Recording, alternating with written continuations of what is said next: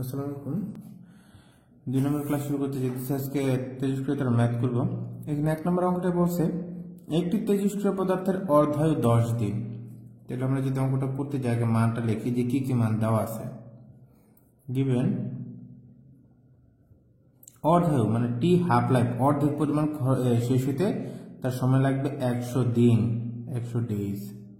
ঠিক আছে, তবে বলছে কত সময় পরে পদার্থটির অক্ষত অংশ 6.25% হবে। তাহলে এটা কিসের মান আমি বুঝতেছি না। বলছে এটা 6.25%, পার্সেন্ট মানে কি শতকরা হিসাব, তাই না? তাহলে শতকরা মানে কি 100-তে, তার মানে 100 উপরে আছে 6.25%, আগে যদি তুলে দিই তাহলে 100-র মধ্যে 6.25টা কি থাকবে? অক্ষত অংশ। তাহলে দেখো আমরা যে ইকুয়েশন পড়ছিলাম n = n0 e inverse lambda t, এটাকে যদি আমি এভাবে লিখি n ডিভাইডেড বাই n0, বাকি থাকবে কি e ইনভার্স ল্যামডা টি, তাই না? এই n মানে কি অক্ষত পরমাণু সংখ্যা বা অক্ষত অংশ বলা যায়, তাই না? n0 মানে কি কতটা ছিল, তাহলে আদি অবস্থা। তাহলে বলছে কি এখানে এই জিনিসটার মধ্যে দেখো 6.25% কি থাকবে? অক্ষত অংশ। তার মানে 100টা যদি আমাদের পরমাণু থাকে, মানে কথা কথা এরকম বুঝেছে যে 100টা যদি পরমাণু থাকে, কত সময় পরে এই 100টার মধ্যে 6.25টা অক্ষত থাকবে, বাকি সবকিছু ক্ষয় হয়ে যাবে। তার মানে উপরে যেটা আছে অক্ষতের মান, অক্ষত মানে কি n, এই যে অক্ষত অংশ n, আর n এখানে কি 100টার মধ্যে 6.25টা অক্ষত আছে, তার মানে 100টা আমাদের আদি অবস্থায় ছিল, মানে n0 এর মান। তাহলে এটা মান দেওয়া আছে n/n0, অক্ষত ডিভাইডেড বাই কতটুকু ছিল, তাহলে n/n0 মান দেওয়া আছে 6.25%।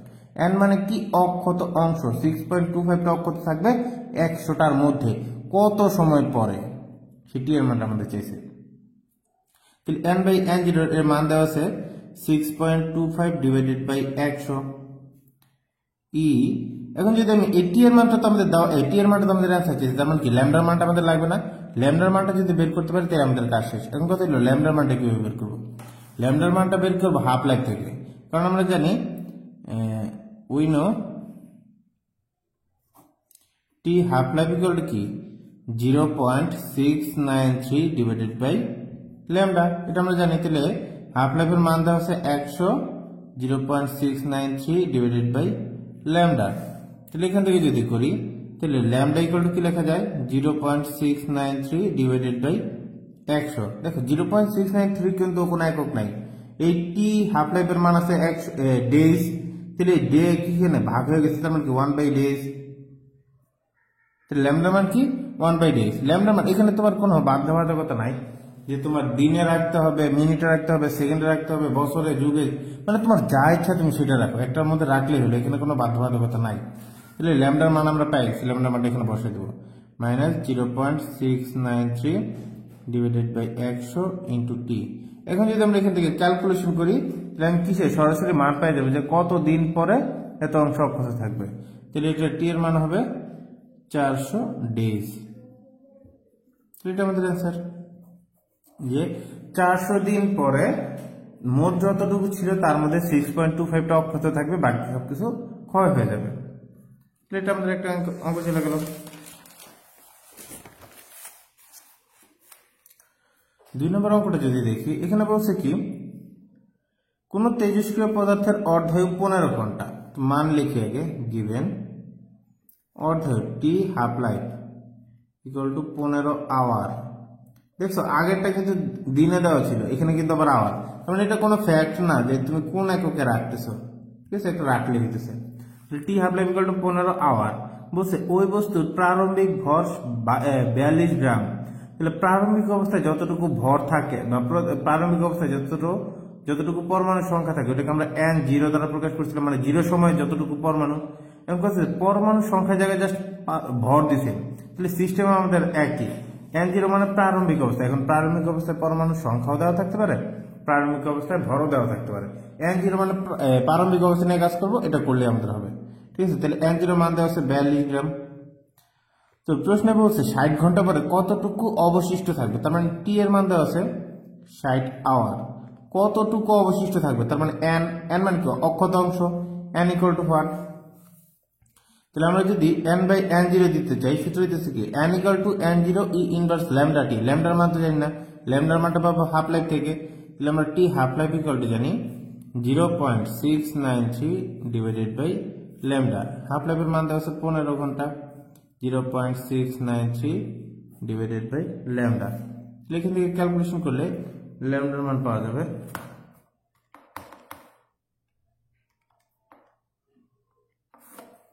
0.0462, 1/hour, কারণ এই যে 15 এটা একক কি ছিল ঘন্টা, ঘন্টার নিচে এসে ভাগ হয়ে গেছে, তার মানে 1/ঘন্টা। ল্যামডার মান পাইলাম, আমাদের এন এর মান দরকার, তাহলে n equal to n zero e inverse lambda t, তাহলে এন জিরোর মান 42 গ্রাম, ই ইনভার্স ল্যামডার মান 0.0462 ইন্টু টি এর মান দেওয়া আছে 60 ঘন্টা। এখানে ক্যালকুলেশন যদি করি তাহলে এখান থেকে আমি মান পাই যাবো যে কতটা অক্ষত আছে, তাহলে 42 ইন্টু মাইনাস 4.04,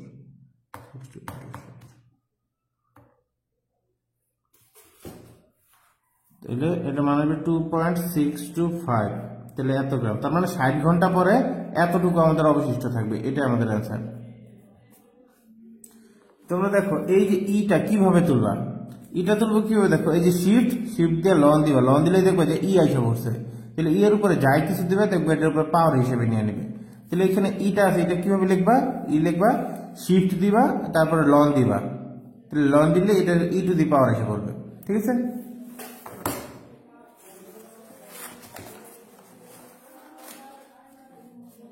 বলছে টিট্রিয়ামের অর্ধায়ু 12.5 বছর, লিখি কি মান দেওয়া আছে, গিভেন টিট্রিয়াম এর অর্ধায়ু টি হাফ লাইফ এর মান দেওয়া আছে 12.5 বছর, মানে এত ইয়ার।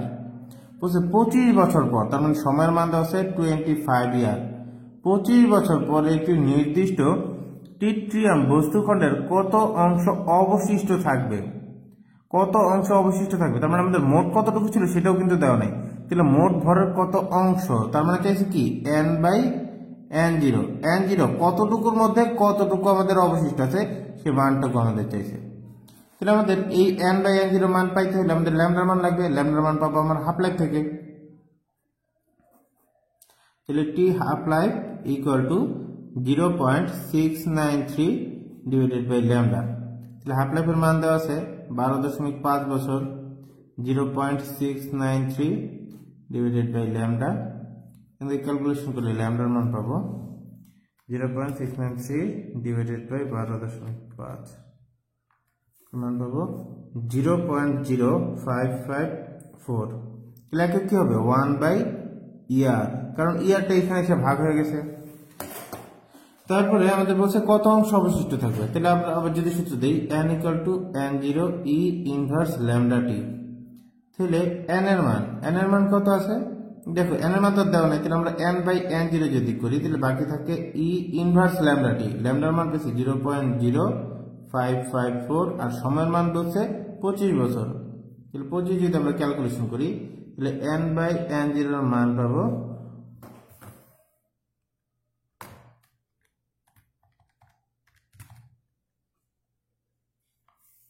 হবে 1/4, মানে কি যে যদি আমরা 25 বছর পর চিন্তা করি তাহলে 25 বছর পর কি হবে 4/1 অবশিষ্ট থাকবে আর বাকিগুলা ক্ষয় হয়ে যাবে। এই দেখো এই অর্ধায়ু মানে কি বোঝায় জানো, এই যে টিট্রিয়ামের অর্ধায়ু 12.5 বছর, মানে তুমি যদি মনে করো যে 100 গ্রাম টিট্রিয়াম নিলাম, 100 গ্রাম যদি টিট্রিয়াম নাও তাহলে 100 গ্রাম থেকে 50 গ্রাম খরচ হইতে, 100 গ্রাম থেকে 50 মানে অর্ধেক পরিমাণ খরচ হইতে 12.5 বছর লাগবে। এই 50 গ্রামের আবার যে দেখো 100 গ্রামের মধ্যে 50 গ্রাম ক্ষয় হয়েছে আর 50 গ্রাম বাকি আছে না, সেই 50 গ্রামের আবার অর্ধেক মানে 50-এর অর্ধেক মানে 25 গ্রাম ক্ষয় হইতে আরো 12.5 বছর লাগবে। তাহলে 50-এর মধ্যে 25 ক্ষয় হয়েছে, তার মানে আরো 25 গ্রাম আছে, সেই 25 গ্রামের অর্ধেক মানে 12.5 গ্রাম ক্ষয় হইতে আরো 12.5 বছর লাগবে।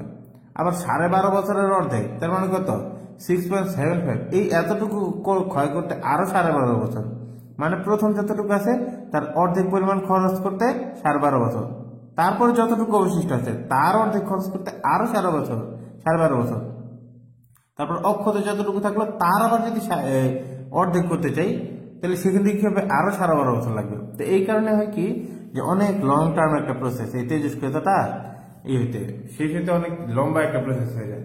যেরকম মনে করি যে দ্বিতীয় বিশ্বযুদ্ধের সময় 1945 সালে যে জাপানের হিরোশিমা নাগাসাকিতে যে পারমাণবিক বোমা ফেলছে, ওইটার প্রতিক্রিয়া কিন্তু রিয়াকশন কিন্তু এখনো পর্যন্ত ওই জায়গায় আছে। এখনো পর্যন্ত হিরোশিমা নাগাসাকিতে বিকলাঙ্গ শিশু জন্মগ্রহণ হয় রেডিয়েশনের কারণে। তো 1945 সালে বোমা ছাড়ছে, এটা তো 2021 সাল, তাহলে এখন পর্যন্ত কিভাবে তেজস্ক্রিয়তা থাকে? কারণ ওইখানে কি বোমা ফেলছিল, অ্যাটমিক বোমা ফেলছিল, ইউরেনিয়াম সমৃদ্ধ। ইউরেনিয়ামের হাফ লাইফ সম্ভবত ওই 58 বছর সম্ভবত। তার মানে ওইখান থেকে ওইখানে কত টনের জন্য একটা বোমা ফেলছিল, 5 টন না 10 টন এরকম কিছু একটা। তো চিন্তা মনে করো যে 1 টন মানে 1000 কেজি, তাহলে এই 1000 কেজি থেকে অর্ধেক পরিমাণ ক্ষয় হইতে, মানে 500 কেজি ক্ষয় হইতে 58 বছর লাগবে। ওই 500 কেজির আবার অর্ধেক মানে 250 কেজি ক্ষয় হইতে আরো 58 বছর লাগবে। 250 কেজির অর্ধেক মানে 125 কেজি ক্ষয় হইতে আরো 58 বছর লাগবে। 125-এর অর্ধেক মানে 62.5 কেজি, এটা ক্ষয় হইতে আরো 58 বছর লাগবে। তাহলে দেখো, চিন্তা করে দেখো, একদম সম্পূর্ণ নিঃশেষ হইতে কত বছর লাগবে, আর কত 100 বছর লাগবে। কত বছর না, বলতে হবে কত 100 বছর লাগবে। ঠিক আছে, এটা খুবই ধীরে একটা স্লো একটা প্রসেস। তাহলে এটা আমরা বুঝতে পারলাম যে কতটা আমাদের অক্ষত থাকবে, এটা আমাদের এত অংশ অক্ষত থাকবে, এটা আমাদের অ্যান্সার শেষ। হাফ লাইফ কি সেটাও কিন্তু আমরা বুঝতে পারলাম।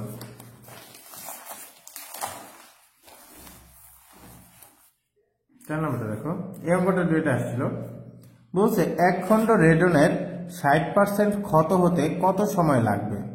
রেডনের অর্ধেও 3.82 দিন, তাহলে টি হাফ লাইফের মান দেওয়া আছে 3.82 ডেজ। রেডনের 60% ক্ষয় হবে, তাহলে এখানে পার্সেন্ট দেওয়া আছে, তাহলে পার্সেন্টেজ মানে কি 60 ডিভাইডেড বাই 100, তাই না? তাহলে আমরা পার্সেন্টেজের আগে একটা করছি, পার্সেন্টেজ এটার মধ্যে কি দিয়েছিলাম, n/n0 দিয়েছিলাম, তাহলে এখানে বসে দিই n/n0। যদি এই কাজ করি এত বড় একটা 0 দিবে, কারণ কি এই n মানে হইতেছে অক্ষত, আর এই n0 মানে হইতেছে প্রারম্ভিক অবস্থায় কতটুকু ছিল, মানে শুরুর অবস্থায়। তাহলে বলতো তোমার তুমি n এর মান দিচ্ছ কত, 60, তাহলে তোমার 60% কি 60% এখানে কি বলছে দেখো তো, 60% ক্ষত হতে, তাহলে 60% যদি ক্ষয় হয়ে যায়, তুমি 60 এর মান দিছো অক্ষত, এইখানে বলছে 60% ক্ষত, তুমি এখানে আবার এই 60 এর মান দিছো কার, এই অক্ষতর মান দিছো, তাহলে কি জীবনে হবে না। তাহলে আমরা সবসময় হিসাব করবো অক্ষত অংশ নিয়ে, ক্ষত না। তাহলে 60% যদি ক্ষয় হয়ে যায়, তাহলে অক্ষত আছে কতটুকু, 40%। আমরা সেই 40%টা নিয়ে কাজ করবো। তাহলে 40% নিয়ে যদি কাজ করি,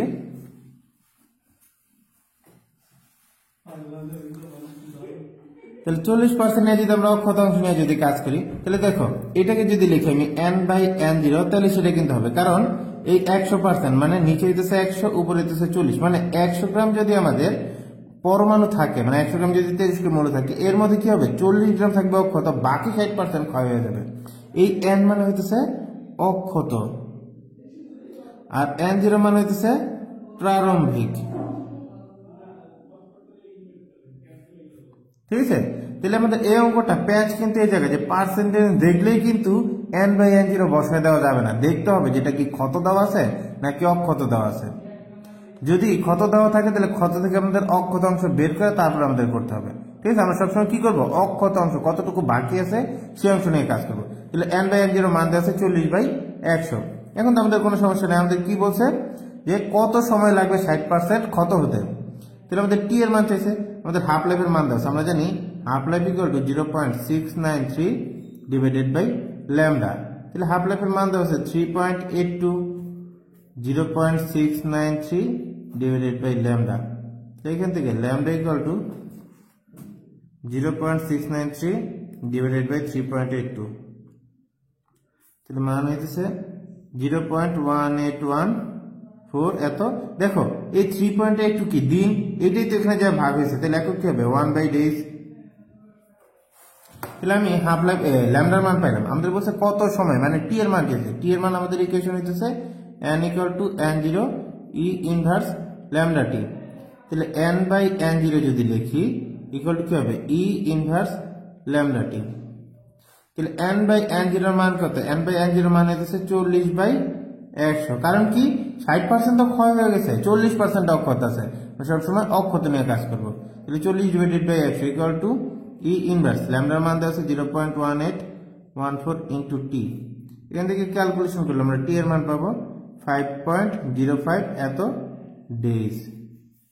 তাহলে এটাই আমাদের অ্যান্সার, ঠিক আছে।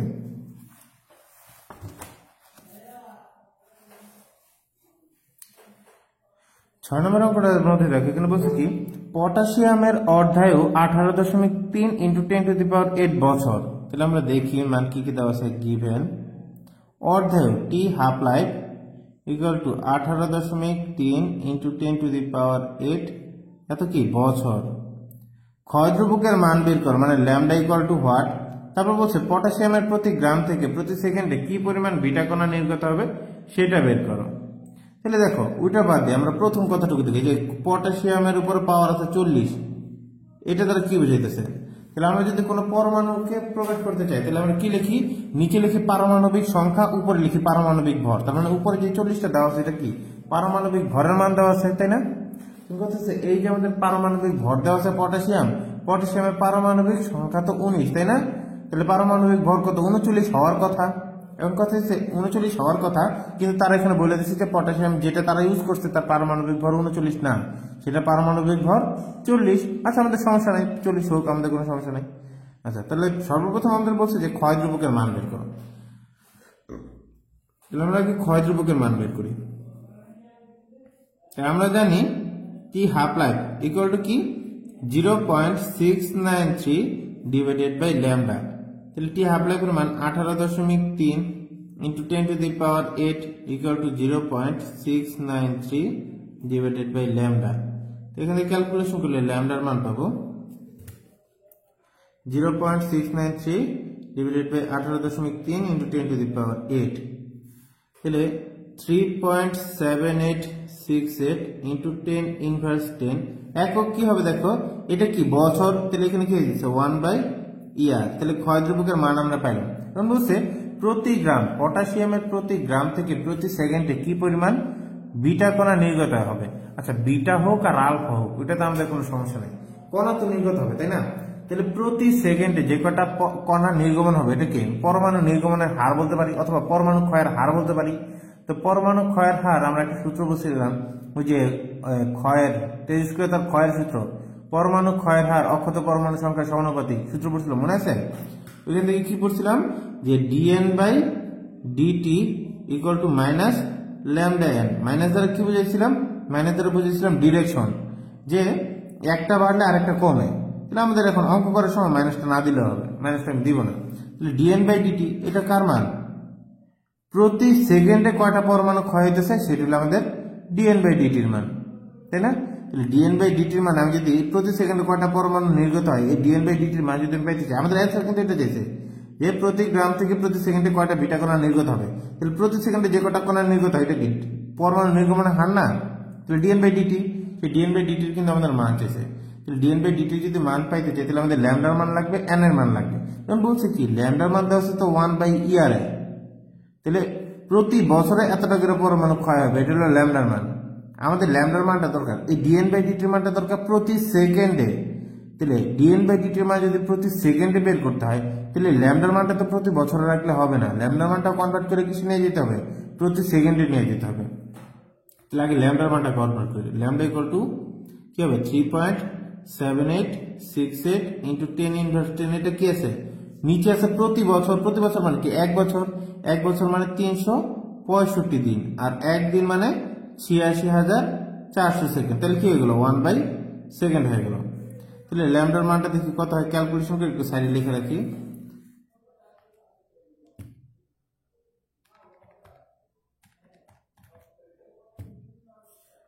তাহলে 1.2 ইন্টু 10⁻17 1/সেকেন্ড। তাহলে প্রতি সেকেন্ডে পরমাণু ক্ষয়ের তার মান কত, ল্যামডার মান, এই মানটা পেয়ে গেলাম আমরা। 1.2 ইন্টু 10 ইনভার্স 17, তাহলে ল্যামডার মান পাইলাম। এখন ডিএন বাই ডিটি, এই DN by DT equal to lambda N. এখন তুমি যদি চিন্তা করো যে তুমি মাত্রই করলা টেবিলের উপরে কি করলে একটা তেজস্ক্রিয় মৌল রাখলা, মানে যে আমরা ন্যাপথলিন দিয়ে যে উদাহরণটা দিয়েছিলাম, তাহলে প্রাথমিক অবস্থায় আমাদের যদি লিখি যে DN by DT equal to কি ল্যামডা এন, মাইনাসটা আর দিলাম না, মাইনাসটা কেন দিলাম না সেটা কিন্তু বলছি, জাস্ট মাইনাস দ্বারা ডিরেকশন বুঝেছিল। তাহলে ল্যামডার মানটা তো পাইলাম, এন মানে কি অক্ষত পরমাণু সংখ্যা। তাহলে তুমি যদি মাত্রই যদি টেবিলের উপর রাখো একটা তেজস্ক্রিয় মৌল, তাহলে ওটার মধ্যে কয়টা অক্ষত আছে? যতটা আমাদের পরমাণু ছিল সম্পূর্ণটাতে অক্ষত, যত সময় যাইতে থাকবে আস্তে আস্তে পরমাণু ক্ষয় হওয়া শুরু করবে, তাহলে অক্ষতের সংখ্যা আস্তে আস্তে কমতে থাকবে, তাই না? তাহলে আমি মনে করলাম একদম আদি অবস্থা। তা আদি অবস্থায় কি হয়, যে কয়টা আমাদের পরমাণু থাকে সব কয়টা অক্ষত। এখন কথা হলো কয়টা পরমাণু আছে। বলছে পটাশিয়ামের প্রতি গ্রাম থেকে প্রতি সেকেন্ডে কি পরিমাণ বিটা কণা নির্গত হবে। তাহলে 1 গ্রাম থেকে কয়টা কণা নির্গত হবে সেটা যদি আমি জানতে চাই, তাহলে আমার আগে জানা লাগবে যে 1 গ্রামে পরমাণু থাকে কয়টা, তাই না? 1 গ্রামে কয়টা পরমাণু থাকে সেটাকে জানতে হবে। তাহলে 1 গ্রামে কয়টা পরমাণু থাকে, দেখো এটা এইখান থেকে আমরা বুঝতে পারবো যে পটাশিয়ামের, এই দেখো পটাশিয়ামের পারমাণবিক ভর কত দিচ্ছে 40, তাহলে এই 40 গ্রামে কয়টা পরমাণু থাকে? 40 গ্রাম থেকে নাম্বার অফ অ্যাভোগাড্রো পরমাণু, তাহলে 40 গ্রাম পটাশিয়ামে থাকে নাম্বার অফ অ্যাভোগাড্রো পরমাণু। নাম্বার অফ অ্যাভোগাড্রো মানে কি 6.023 ইন্টু 10 টু দি পাওয়ার 23 টি পটাশিয়ামে পরমাণু থাকে। তাহলে 40 গ্রাম পটাশিয়ামে পরমাণু থাকে 6.023 ইন্টু 10 টু দি পাওয়ার 23 টি। আমাদের তো 40 গ্রাম থেকে পরমাণু বের করতে বলে নাই, বলছে 1 গ্রাম থেকে। অতএব 1 গ্রাম পটাশিয়ামে পরমাণু থাকে 6.023 into 10 to the power 23 divided by 40। যদি আমি এটা ভাগ করি তাহলে 6.023 10 to the power 23 divided by 40 মান হবে 1.505 ইন্টু 10 টু দি পাওয়ার 22 এতটি। তাহলে 1 গ্রামে কিন্তু এতটা পরমাণু থাকে। তাহলে 1 গ্রামে যে কটা পরমাণু থাকে, আমি যদি এখনই যাত্রা শুরু করি তাহলে আমার কাছে যে কটা পরমাণু আছে সব কটা অক্ষত, তাহলে এটাই কিন্তু আমাদের এন এর মান, ঠিক আছে? তাহলে DN by DT equal to lambda N. আমরা ডিএন বাই ডিটির আমাদের মান দরকার, তাহলে ল্যামডার মান পাইলাম 1.2 ইন্টু 10 ইনভার্স 17, আর এন এর মান পাইলাম 1.505 ইন্টু 10 টু দি পাওয়ার 22। এই যদি আমরা এখন ক্যালকুলেশন করি 1.2 10 ইনভার্স 17, তাহলে কত হবে 180,690। তাহলে প্রতি গ্রাম থেকে প্রতি সেকেন্ডে কয়টা পরমাণু বের হবে? এতটি পরমাণু বের হবে, এতটি পরমাণু প্রতি সেকেন্ডে। বইতে আমাদের অ্যান্সারটা ভুল দেওয়া আছে, এইটা এখানে যেটা করছি সেটা ঠিক আছে, ঠিক আছে? তাহলে এই অঙ্কটা করতে হলে আমরা আগে কি করা লাগবে একটু ভালো করে খেয়াল করে দেখো। আমাদের আগে দেখতে হবে যে আমাদের অ্যান্সারটা কিরকম ভাবে চাইছে। বলছে পটাশিয়ামের প্রতি গ্রাম থেকে প্রতি সেকেন্ডে কয়টা পরমাণু বের হবে। তাহলে ডিএন বাই ডিটির মান যদি আমি প্রতি সেকেন্ডে পাইতে চাই, তাহলে ল্যামডার মানটা অবশ্যই প্রতি সেকেন্ডে হইতে হবে। এই কারণে করলাম কি, ল্যামডার মানটা আমাদের প্রতি বছরে দেওয়া ছিল, ওইখান থেকে আমরা প্রতি সেকেন্ডে হিসাব করে নিয়ে আসলাম। যে সেকেন্ড হিসাব করলে এত হয়, সেকেন্ডের মানে এখানে বসলাম। আর এন মানে অক্ষত পরমাণু সংখ্যা।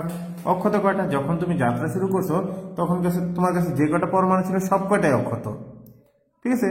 তাহলে ওই মানটা বসাই দিলাম, ওইখান থেকে ডিএন বাই ডিটির মান পাই গেলে, এটাই কিন্তু তোমার অ্যান্সার। কারণ চাইছে কি, এই মানটাই চাইছে প্রতি গ্রাম থেকে প্রতি সেকেন্ডে কয়টা পরমাণু নির্গত হবে, মানে পরমাণু নির্গমনের হার চাইছে তোমার কাছে, ঠিক আছে?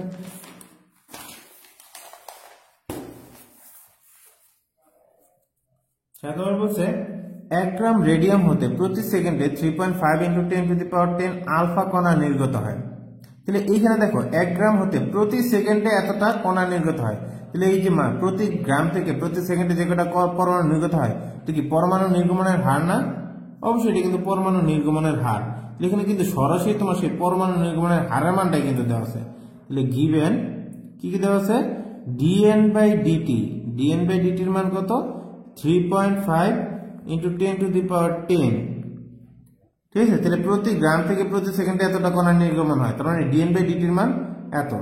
বলছে রেডিয়াম হতে আমাদের কোন নিছি, এখন মৌল নিছি, রেডিয়াম নিছি। এখন বলছে রেডিয়ামের পারমাণবিক গুরুত্ব 226।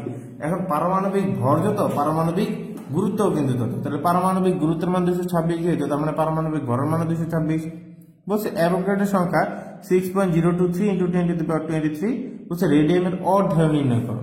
আচ্ছা তুমি দেখো, তুমি যদি ডিএন বাই ডিটির মানটা অর্ধায়ু মান যদি বের করতে চাও, তাহলে টি হাফ লাইফের সূত্র কি, 0.693 ডিভাইডেড বাই ল্যামডা। তো ল্যামডার মান লাগবে, সেই ল্যামডার মান তুমি কোথা থেকে পাবা? ল্যামডার মান পাবা তুমি যদি করো যে dn by dt equal to কি ল্যামডা n, এখান থেকে তুমি পাবা ল্যামডার মান। কিন্তু কথা হলো এখান থেকে যদি তুমি ল্যামডা পাবা, ল্যামডা পাইতে হলে তোমার n এর মান লাগবে। n মানে কি? এই n মানে হইতেছে কয়টা পরমাণু তোমার ছিল 1 গ্রামের মধ্যে। dn বাই dt 1 গ্রাম থেকে 1 সেকেন্ডে এই কয়টা পরমাণু নির্গত হয়েছে, তাহলে এই কয়টা যে পরমাণু নির্গত হইলো ছিল কয়টা পরমাণু? n পরিমাণ পরমাণু ছিল, ওই n এর মানটা আগে বের করে নিতে হবে। n এর মানটা কিভাবে বের করবা? n এর মানটা বের করবা, তাহলে এটা আমরা 1 নম্বর ইকুয়েশন দিয়ে রাখি, এটা পরে বের করব। তাহলে আমাদের দরকার n এর মান। n মানে 1 গ্রামে কয়টা পরমাণু ছিল। তাহলে বলছে রেডিয়াম এর পারমাণবিক গুরুত্ব 226, তার মানে পারমাণবিক ভরও 226, তাহলে 226 গ্রামে পরমাণু থাকে। কয়টা পরমাণু থাকে? নাম্বার অফ অ্যাভোগাড্রো, মানে 6.023 ইন্টু 10 টু দি পাওয়ার 23।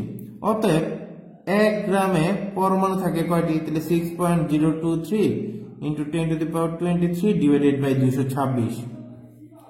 তাহলে দেখি কত হয়? 6.023 10 to the power 23 divided by 226, তাহলে 2.665 ইন্টু 10 টু দি পাওয়ার 21। তাহলে আমাদের কি হয়েছে? এই কয়টা পরমাণু কিন্তু আছে 1 গ্রামে, তাহলে 1 গ্রামে কয়টা পরমাণু আছে সেটা আমি পাইলাম। এখন ওইখান থেকে কয়টা বের হয়েছে সেটার মান আমি জানি। তাহলে ল্যামডার মান কত, মানে প্রতি সেকেন্ডে কয়টা করে বের হইতে, সেই ল্যামডার মানটা বের করতে পারবো। তাহলে dn by dt equal to lambda n। সেই dn বাই dt এর মাত্রা বলছে কত? 3.5 ইন্টু 10 টু দি পাওয়ার 10। এই dn বাই dt টোটালটার মান আছে কত? 3.5 ইন্টু 10 টু দি পাওয়ার 10। আর ল্যামডার মানটা আমরা বের করব, আর n এর মান পাইলাম 2.665 ইন্টু 10 টু দি পাওয়ার 21। এখানে ক্যালকুলেশন করলে আমরা ল্যামডার মান পাবো, এটার মান হবে 3.5 10 to the power 10 divided by 2.665 10 to the power 21। তাহলে 1.313 ইন্টু 10 ইনভার্স 10, এটা কি 1 বাই সেকেন্ড। কারণ কি এই যে প্রতি গ্রাম থেকে প্রতি সেকেন্ডের অ্যান্সারটা কি আছে? 1 বাই সেকেন্ড হিসাব করা আছে। তাহলে ল্যামডার মান কি 1 বাই সেকেন্ড হবে? বলছে রেডিয়ামের অর্ধেও বের করো। অর্ধেয় যদি বের করতে চাই আমরা জানি কি t half life equal to 0.693 divided by lambda. তাহলে 0.693 এটাকে ল্যামডা দ্বারা ভাগ করো, তাহলে 5.2767 ইন্টু 10 টু দি পাওয়ার 10। ঠিক আছে, তাহলে এটা কার মান? এটা হলো এত সেকেন্ডের মান, টি হাফ লাইফের মান এত সেকেন্ড। কারণ কি ল্যামডার মান যেহেতু 1 বাই সেকেন্ড আছে, তাহলে টি হাফ লাইফের মানটা কি সেকেন্ডে আসবে। এখানে কিন্তু তোমাকে বলে নাই যে তোমার হাফ লাইফের মানটা মিনিটে রাখতে হবে, তারপরে যুগে রাখতে হবে, বছরে রাখতে হবে। তাহলে এটা কিন্তু কিছু বলে নাই, তোমার যে একক ইচ্ছা তুমি সেই এককে রাখতে পারো।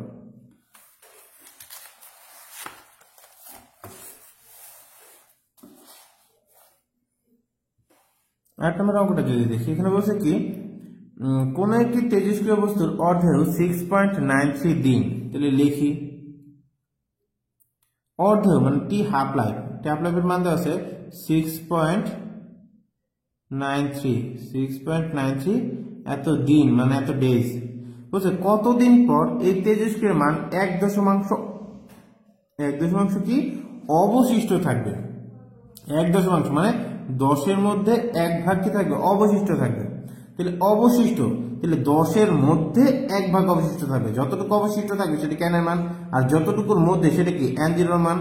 তাহলে n বাই n0 মান দেওয়া আছে 1/10। তার মানে যদি 10টা পরমাণু আমাদের প্রাথমিক অবস্থায় থাকে, তার মধ্যে কত সময় পরে একটা পরমাণু অবশিষ্ট থাকবে, সেই সময়ের মানটা আমাদের বের করতে বলছে t = 1। ঠিক আছে, এখন আমি যদি এটার মান বের করতে চাই তাহলে কি কি করা লাগে দেখি। তাহলে আমরা জানি t half life equal to 0.693 divided by lambda. তাহলে টি হাফ লাইফ কেন করতেছি? কারণ আমি যদি টি এর মান পাইতে চাই আমার আগে ল্যামডার মান লাগবে। ল্যামডার মান ছাড়া কখনো টি এর মান পাওয়া যাবে না। তাহলে টি হাফ লাইফের মান 6.93 equal to 0.693 divided by lambda. Lambda equal to কত হয়? 0.693 ভাগ 6.93, তাহলে 0.1 বাই ডেজ। কারণ কি এই ডেটা এখানে এসে ভাগ হয়ে গেছে, কারণ 1 বাই ডেজ। এখানে ল্যামডার মানটা পাইলাম। আমরা জানি n equal to n0 e inverse lambda t. তাহলে n বাই n0 যদি লিখি n by n0 equal to e inverse lambda t. তাহলে n বাই n0 মানে 1 by 10 equal to e inverse ল্যামডার মান কত দেওয়া আছে, ল্যামডার মান আমরা পেলাম 0.1 ইনটু টি। এখানে যদি আমি ক্যালকুলেশন করি তাহলে এখান থেকে আমরা টি এর মানটা পাবো যে কত সময় পরে। টি এর মান হচ্ছে 23.03 এত ডেজ, মানে এতদিন পরে 23.03 দিন পরে 10টা যদি পরমাণু থাকে 10টা থেকে একটা থাকবে অক্ষত, বাকি 9টা হয়ে যাবে ক্ষয়। তাহলে এটা আমাদের অ্যান্সার। ঠিক আছে, তাহলে আমাদের এই অধ্যায়টা শেষ, আমরা পরবর্তী অধ্যায় চলে যেতেছি। অধ্যায়টা কিন্তু খুব বেশি ইম্পর্টেন্ট, সবাই একটু ভালোভাবে এই অধ্যায়টা করো, খুব বেশি ইম্পর্টেন্ট। গত 2 বছর প্রশ্ন আসছে, এই অধ্যায় থেকে অঙ্ক আসছে, আর এই অধ্যায়টাই সবচেয়ে বেশি সহজ। ঠিক আছে, ভালোভাবে সবাই করবো। ধন্যবাদ।